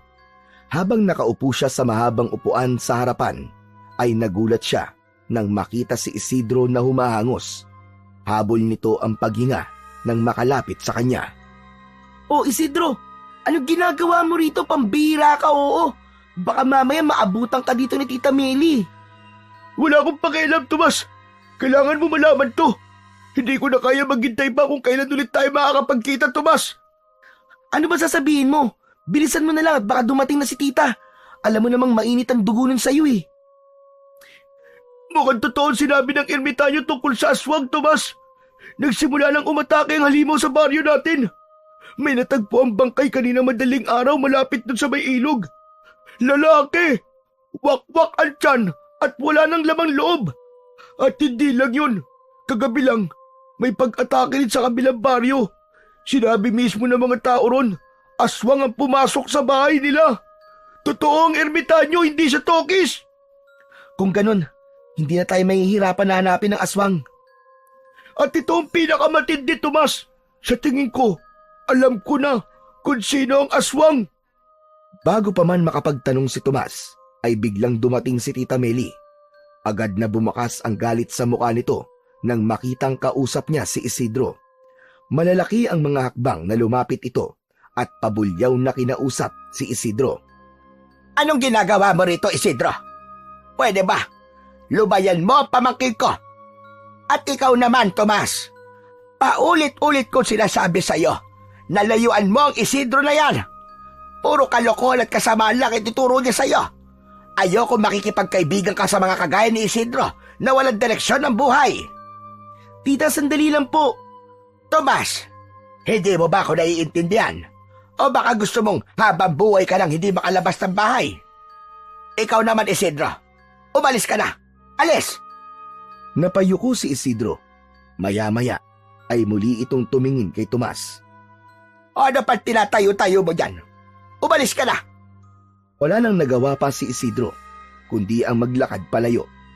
Sinundan ng tingin ni Tomas ang kaibigan nang may panghihinayang dahil hindi na nito nagawang sabihin kung sino ang pinaghihinalaan nitong aswang sa Santa Monica.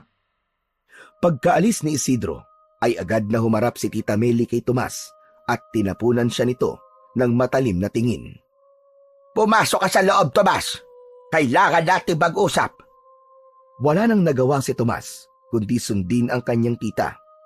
Pumasok siya sa bahay at pagkalapat pa lang ng pinto, ay agad siyang hinarap ni Tita Meli. Nakapamewang ito habang naniningkit ang mga mata na nakatitig sa kanya. Wala kang isang salita, Tomas. Nangako ka sa akin noon, hindi ba? Sinabi mo na lalayuan mo na si Isidro.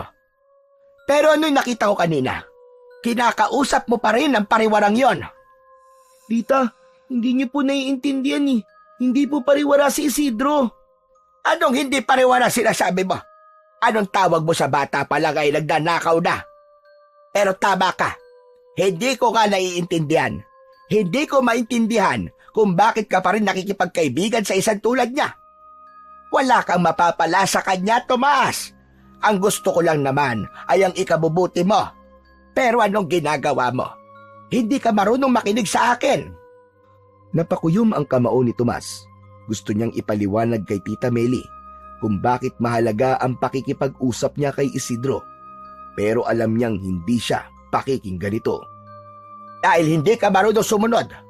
Simula ngayon, hindi ka na pwedeng lumabas ng bahay. Pero tita, Narinig mo ba ako? Dito ka lang sa loob ng bahay. Makakalabas ka lang kapag nagsimula na ang pasukan. tita, hindi naman po makatarungan yun. Ito ang parusa ko sa iyo dahil hindi ka marunong makinig. Kaya sana ay maging aral na ito sa iyo. Napahinga ng malalim si Tomas. Alam niyang wala na siyang magagawa para baguhin pa ang desisyon ng kanyang tiyahin. Pero ang mas malaking problema niya ay kung paano na ang plano niyang harapin ang aswang. Kung hindi siya makakalabas ng bahay, ay wala na rin siyang pagkakataon para mapatay ito. Isang umaga, nasa loob lang ng bahay nila si Tomas. Nakahiga siya sa papag habang pinaglalaruan ng mga daliri niya ang mutya ng walo-walo na nakasabit sa kanyang leeg. Mula ng pagbawalan siyang lumabas ni Tita Meli, pakiramdam niya nakakulong siya sa sarili nilang bahay. Napahinga siya ng malalim. Umasa siyang darating si Isidro para sa wakas ay malaman na niya kung sino ang pinaghihinalaan nitong aswang. Kailangan niya ang impormasyon na yon.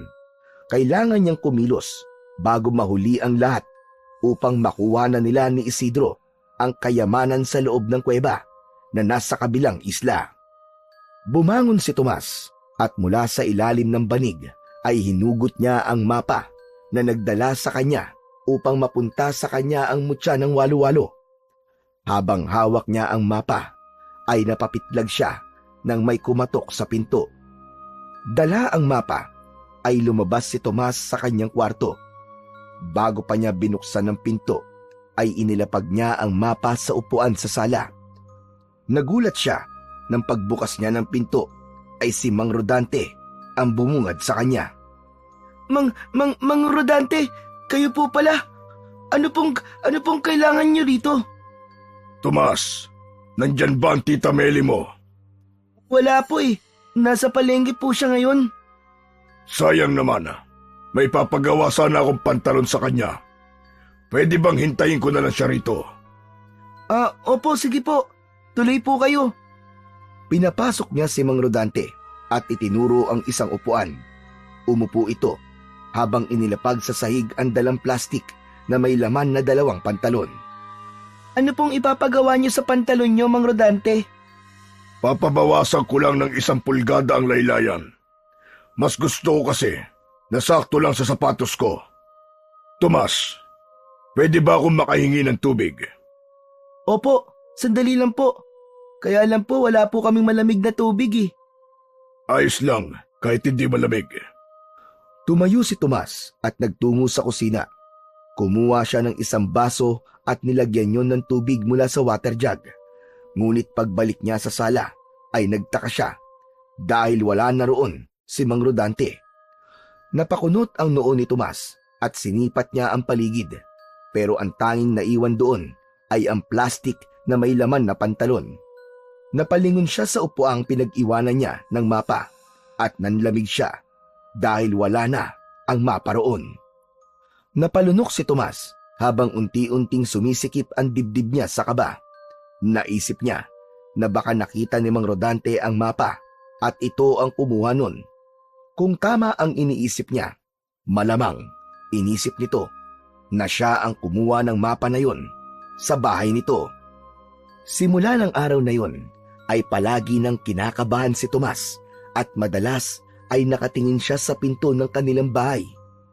Pakiramdam niya, anumang sandali ay muling kakatok si Mang Rodante at isusumbong siya kay Tita Meli. Alam niyang kahit isang lumang mapa lang ang kinuha nila, pagnanakaw pa rin ang magiging tingin doon ng tiyahin niya. Hindi naman niya pwedeng sabihin ang totoo, lalo na kung malalaman ni Tita Meli na si Isidro ang unang kumuha ng mapa sa bahay ni Mang Rodante, dahil lalo lang sasama ang tingin ng tiyahin niya sa kanyang kaibigan na si Isidro. Doon na napagtanto ni Tomas na hindi na lang ang aswang ang dapat niyang alalahanin, kundi pati na rin si Mang Rodante. Kung sakaling magsumbong ito kay Tita Meli, ay siguradong lalo siyang pagbabawalan na lumabas ng kanilang bahay. Isang gabi, nasa hapagkainan si Tomas kasama ang kanyang tiyahin. Naghain ang tiyahin niya ng paborito niyang ulam na adobong manok na may patatas. Pero hindi niya magawang kumain ng maayos. Pakiramdam niya ay may kung anong mabigat sa dibdib niya. Lalo na't hindi niya pa rin alam kung ano ang iniisip ni Mang Rodante tungkol sa kanya. Bukod pa roon, gusto niya nang makausap si Isidro. Tomas, ano pang tinutunga-tunga nga mo dyan? Hindi mo ba gusto uulam? Kung buhay ang manok na yan, aba, kanina pa yan tumakbo. Tita Meli, medyo masama lang po ang pakiramdam ko ngayon. Nandito ka na nga lang sa bahay at nagkakasakit ka pa. Kumain ka na para makainom ka na ng gamot pagkatapos. Hindi nagtagal ay may kumatok sa kanilang pinto. Agad na tumayo si Tita Meli at pinagbuksan ito. Nanlamig si Tomas nang marinig niya ang boses ni Mang Rodante. Magandang gabi, Meli. Dumaan lang ako para magpasalamat. Ang ganda ng pagkakagawa mo sa pantalon ko. May dala pala akong ulam.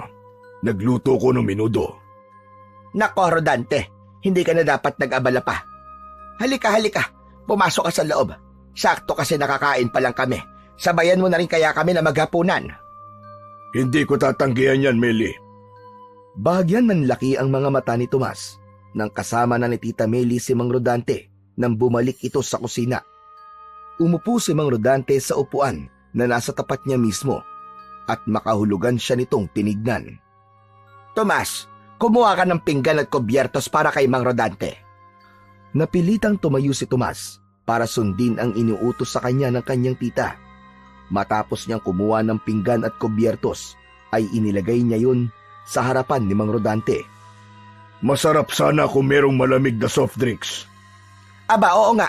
Tomas, bumili ka nga sa tindahan ng malamig na soft drinks. Nagdalawang isip si Tomas. Gusto niyang manatili roon para malaman kung magsusumbong na ba si Mang Rodante sa tita niya. Pero wala na siyang nagawa kundi ang tumayo at lumabas ng bahay para bumili ng soft drinks. Habang naglalakad si Tomas papunta sa tindahan, ay hindi niya naiwasang mas lalong kabahan. May hinala siya na habang wala siya sa bahay nila, ay maaaring sabihin na ni Mang Rodante sa tita niya ang tungkol sa pagkawala ng mapa at kung sino ang nagnakaw nito.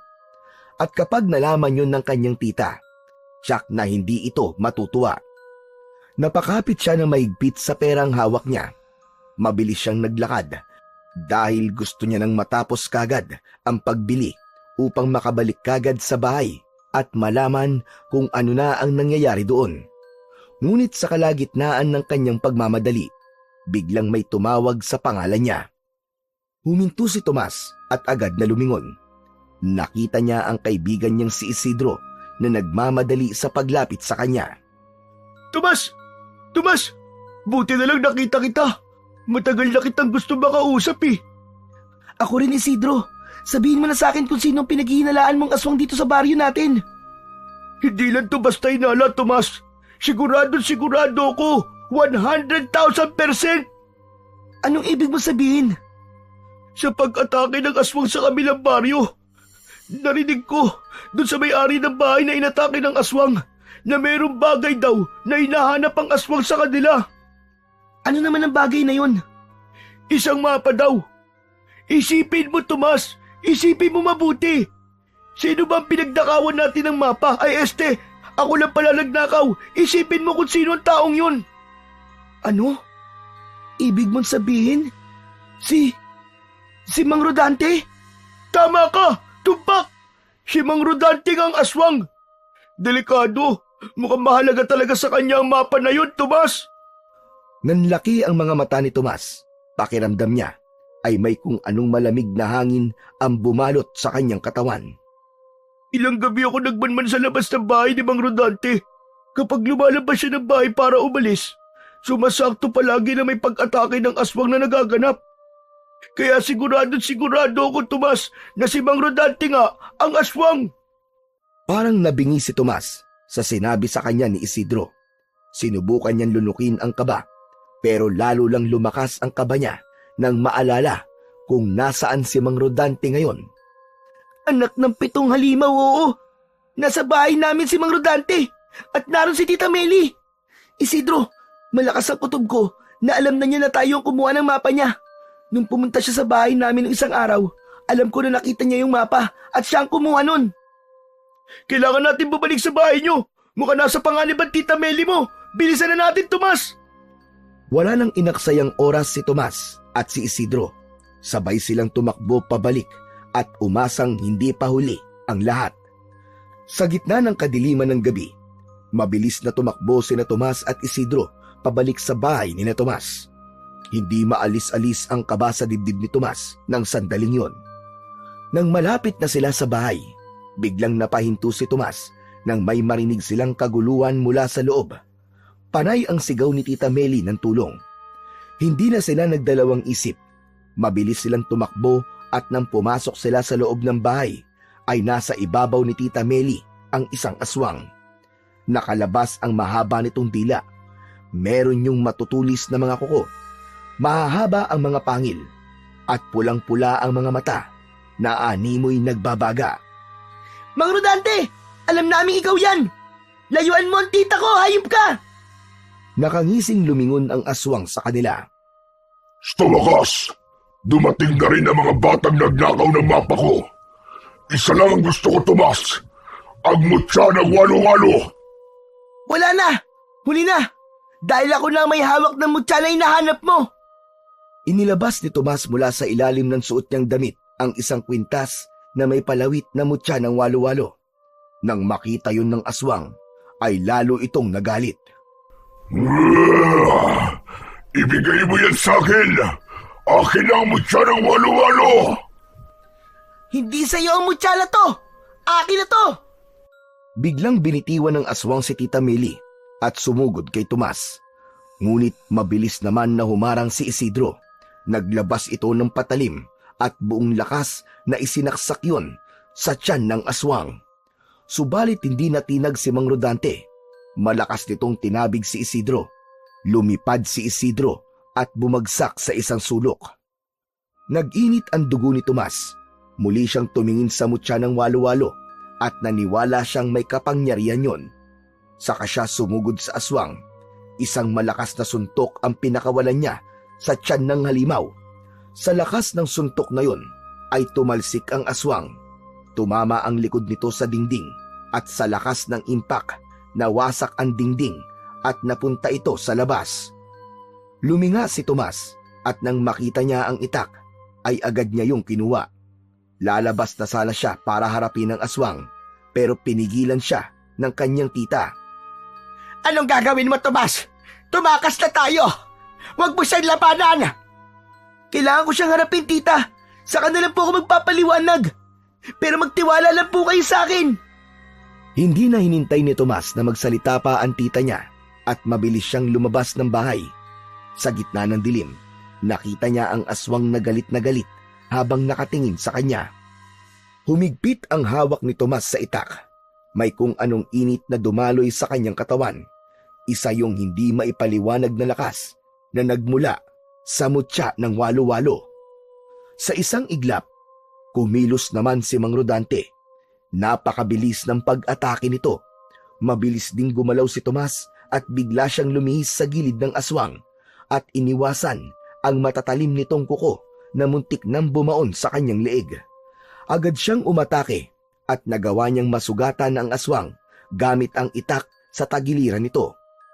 Hinawakan ng aswang ang braso ni Tomas at buong puwersang sinubukang baliin yon.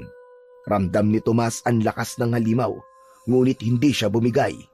Pero dahil sa kapangyarihan ng mutya, ay hindi nagawang saktan ng aswang si Tomas. Habang hawak ang itak, ay malakas niya tong sinuntok sa muka. Sa lakas ng kanyang suntok, ay napaatras si Mang Rodante. Sa akin dapat ang mutya na yan. Ibigay mo yan sa akin. Samantala, mula sa likod, ay biglang lumusob si Isidro. Sinamantala nito ang sandaling panghihina ng aswang at buong puwersang sinaksak ito sa likuran. Ngunit sa halip na bumagsak, ay mas lalong naging mabangis ang aswang. Humarap ito kay Isidro at kinagat nito sa balikat si Isidro. Matapos yun, ay buong puwersang ibinalibag ng aswang si Isidro sa lupa. Nakita ni Tomas kung paanong bumagsak ang kaibigan. Muli siyang sumugod kay Mang Rodante. Ang kanyang bilis ay hindi na katulad ng dati. Ang kanyang katawan ay gumalaw na parang hangin at mabilis niyang naiwasan ang bawat pag-atake ng aswang. Hanggang sa buong puwersa niyang sinuntok ang dibdib ng aswang. Dama ni Tomas ang matinding impact nun at sa lakas ng kanyang suntok ay muling napaatras si Mang Rodante. Ngunit hindi siya nagbigay ng pagkakataon para makabawi ang halimaw. Mabilis siyang umatake gamit ang buong bilis at puwersa ng mutya at inundayan niya ang aswang ng isang matalim na saksak sa tagiliran. Tumagos ang talim sa katawan ni Mang Rodante. Mabilis na lumayo si Tomas at hindi niya na inalis ang tingin sa kalaban. Doon niya naramdaman na nagawa pala siyang kalmutin ng aswang sa kaliwang braso niya. Hanggang sa isang ideya ang biglang sumagi sa isip ni Tomas. Oy, Rodante! Gusto mong kunin ang mutya ng walo-walo sa akin, di ba? Pwes, habulin mo ako! Hindi na naghintay pa si Tomas. Bigla siyang tumakbo palayo, patungo sa dagat. Narinig niyang sumisigaw si Tita Meli, ngunit hindi na siya lumingon. Ang tanging layunin niya ay dalhin ang aswang sa lugar na malaki ang magiging tsansa niyang manalo. Nang marating ni Tomas ang dalampasigan, ay huminto siya. Nakita niya ang aswang na nakasunod sa kanya. Muling nagsagupa ang dalawa sa mababaw na bahagi ng dagat. Ang mga kamao at itak ni Tomas kontra sa matutulis na kuko at pangil ng aswang. Sa isang mabilis na pag-iwas, nakahanap siya ng pagkakataon at buong lakas niyang inundayan ng saksak ang tagiliran ng aswang. Bumaon ang talim ng itak at kasabay ng pagtagas ng dugo ng aswang ay sumigaw ito ng dahil sa labis na sakit. Hindi pinalampas ni Tomas ang sandali na yon. Maigpit niyang hinawakan ang braso ng halimaw at hinila ito palusong sa mas malalim na bahagi ng dagat. Huminga siya ng malalim at isinama niya sa pagsisid ang aswang. Nagpupumiglas si Mang Rodante, ngunit sa ilalim ng tubig ay mas malakas si Tomas. Ang mutya ng walo-walo ay nagbigay sa kanya ng kakayahang huminga ng mas matagal sa ilalim ng tubig. Habang patuloy silang nasa ilalim ng tubig, ay unti-unti namang humihina ang pagsipa at pagpiglas ng aswang. Ang mga mata nitong nanlilisik ay napalitan ng takot. Makalipas lang ang ilang sandali, tuluyan ng tumigil ang paggalaw ng aswang. Hindi na ito pumalag hanggang sa tuluyan na itong binawian ng buhay. Pinakawalan na ni Tomas ang aswang at mabilis siyang lumangoy patungo sa dalampasigan. Sa pag-ahon niya, natanaw niya sina Tita Meli at Isidro na patakbong lumapit sa kanya. Walang salitang lumabas sa bibig ni Tita Meli nang mahigpit siyang niyakap nito. Narinig niya ang pagikbi ng kanyang tiyahin habang ramdam na ramdam niya ang panginginig ng katawan nito. Tapos na po, tita. Tapos na po. Napatay ko na po ang aswang. Diyos ko kang bata ka. Pinakaba't tinakot mo ko. Akala ko'y kung ano na nangyari sa'yo. Huwag mo nang uulitin yun na. Niyakap ni Tomas ang tita niya pabalik, habang si Isidro naman, bagamat sugatan, ay nakangiti at naluluwang pinanood sila ng kanyang Tita Meli. Kinabukasan, nagdesisyon sina Tomas at Isidro na magtungo ulit sa isla upang kunin na ang kayamanan na nasa loob ng kuweba. Habang sakay ng bangka at nagsasagwan, ay hindi mawala ang ngiti ni Tomas dahil hindi pa rin niya lubos maisip kung paano niyang nagawang patayin ang isang mabangis na aswang. Pagdating nila sa isla, ay agad silang nagtungo sa kuweba. Sa labas ng kuweba, ay sinalubong sila ng matandang ermitanyo. Binabati kita, Tomas. Matagumpay mong napalaya ang Santa Monica sa mas matinding banta ng aswang. Hindi talaga nagkamali ang maiwagang walo-walo na ikaw ang pinili niya na magmay-ari ng mutya. Aba, syempre, hindi lang si Tomas ang lumaban, no? Ako rin, tumulong din po ako. Huwag niyo pong kalimutan yun, ha, Tatang? Ikaw naman, masyado ka matampuin. Oo, tama, ikaw rin. Kahit paano, ay mahusay ka, Isidro. Kung ganun, maaari na po ba namin makuha ang kayamanan sa loob ng kuweba? Ang kayamanan ay matagal mo nang nakuha, Tomas. Dahil ang tunay na kayamanan ay ang pagpapalaya mo sa buong Santa Monica mula sa banta ng aswang. Ang kayamanan ng islang ito ay ang mutya ng walo-walo na ngayon ay nasa pag-iingat mo na. Teka, ano yun? Yun na yun? Pambihira! Halos isugal namin ang mga buhay namin tapos wala naman pala kami makukuha ang totoong kayamanan? Anak ng 7 halimaw, oo. Hindi naman namin mabibenta ang mutya na yan eh. Oo nga naman, Tatang. Alam kong importante na napatay namin ang aswang. Pero kailangan namin ng totoong kayamanan. Kailangan ko po kasing maipa-opera si Tita Meli. Biglang tumawa ang ermitanyo ng malakas at aliw na aliw sa kanilang reaksyon. Ay, Diyos ko mga batang ire. Binibiro ko lang kayo. Abay, siyempre, may makukuha kayong kayamanan gaya ng ating napag-usapan. Sige na. Pumasok na kayo sa kuweba para kunin ang kayamanan. Ay, Diyos ko! Pinakaba mo naman kami, Tatang. Ang tanda-tanda nyo na mahilig pa kayo magbiro. Ay, nako, kundi lang kita ginagalang baka kung ano na nagawa ko sa inyo Hindi na napigilan ni Tomas ang mapangiti. Matapos yun, ay magkasama ng pumasok sa kuweba sina Tomas at Isidro. Nang marating nila ang dulo ng kuweba, ay nanlaki ang kanilang mga mata. Nang makita nila, ang napakaraming ginto at alahas ang naroon na kumikinang sa loob ng kuweba.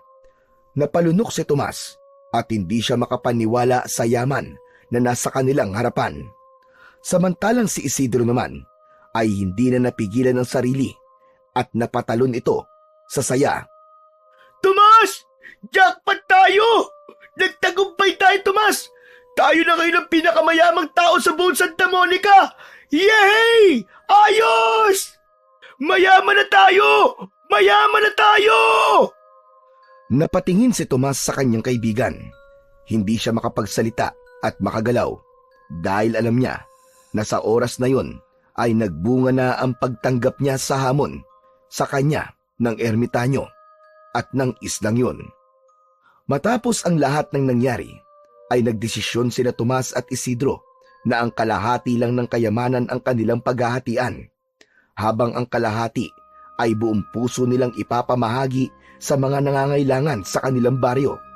Alam nilang hindi lang sila ang dapat makinabang sa biyayang natagpuan nila at mas naisip nila na marami pang buhay ang maaaring magbago sa pamamagitan ng kayamanan yon.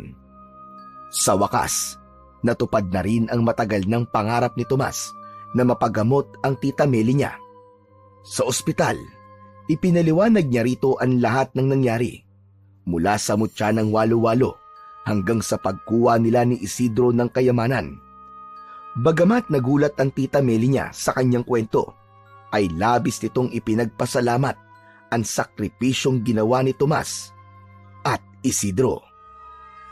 Sa paglipas ng mga araw, nagdesisyon si Tita Meli na kupkupin si Isidro at tulungan itong makabalik sa pag-aaral. Nais nitong magabayan ng maayos si Isidro upang magkaroon ito ng mas maayos na kinabukasan.